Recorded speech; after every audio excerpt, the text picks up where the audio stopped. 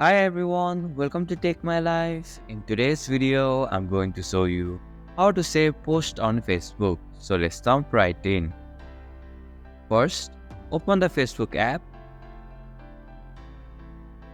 Once you are in the app, scroll through your Facebook feed by swiping up or down. Look for the post that you want to save.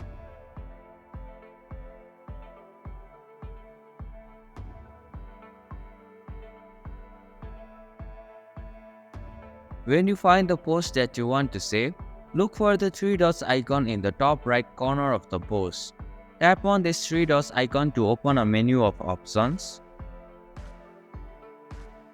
From the menu that appears, tap on the Save Post option.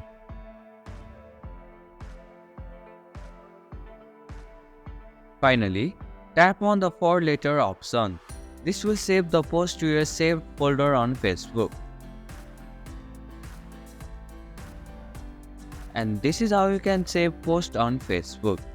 Thank you for watching Take My Life. Hope this video was helpful. If it was, then hit the like button and comment down if you have any questions or feedback. Also, if you are new to our channel, please subscribe and hit the bell icon so that you don't miss our upcoming videos.